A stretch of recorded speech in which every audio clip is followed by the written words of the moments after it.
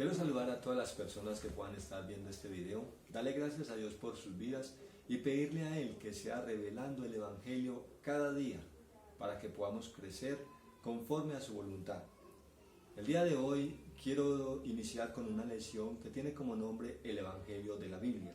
Y para poder comenzar es importante que conozcamos qué es lo que significa Evangelio, cuál es su definición.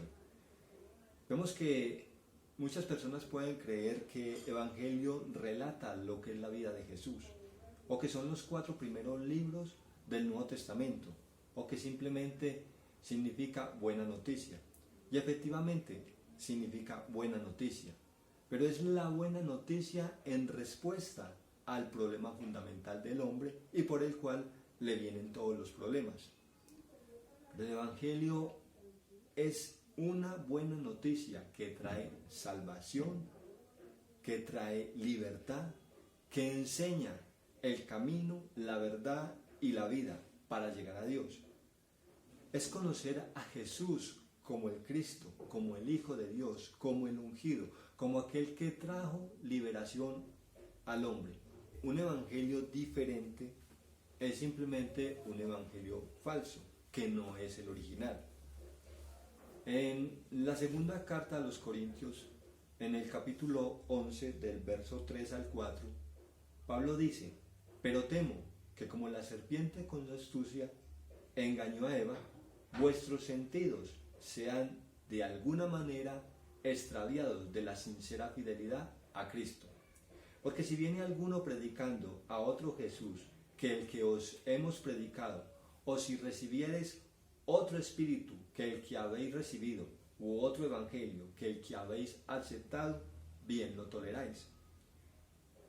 En el libro de Gálatas, del capítulo 1, versos 6 al 9, Pablo también les habla al pueblo y les dice que está maravillado de que tan pronto se hayan alejado del evangelio que habían recibido para seguir un evangelio diferente.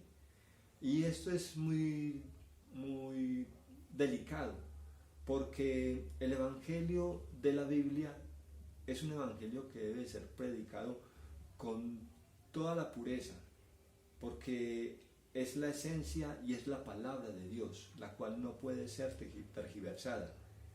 Vemos que Pablo, cada vez que predicaba el evangelio, él lo predicaba con temor y con temblor. ¿De qué manera? Porque él no buscaba sabiduría humana, él solo enseñaba a Jesús como el Cristo. Y es porque la fe del hombre no puede estar fundada en sabiduría humana.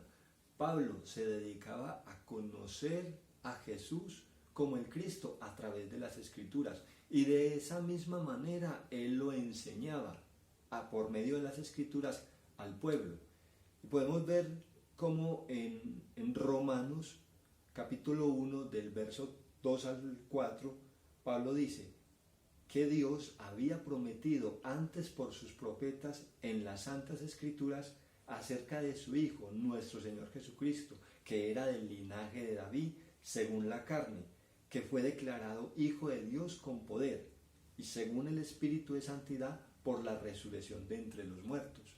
Entonces vemos como Pablo, él se dedica únicamente a enseñar y mostrar a Jesús a través de las Escrituras, y lo hacía de tal manera que en el verso 18, en el capítulo 18, verso 5 del libro de Hechos, dice: y cuando Silas y Timoteo vinieron de Macedonia, Pablo estaba entregado por entero a la predicación de la palabra, testificando a los judíos que Jesús era el Cristo. Entonces, ¿qué hacía Pablo? Predicaba que Jesús era el Cristo, pero ¿a través de qué? A través de las Escrituras.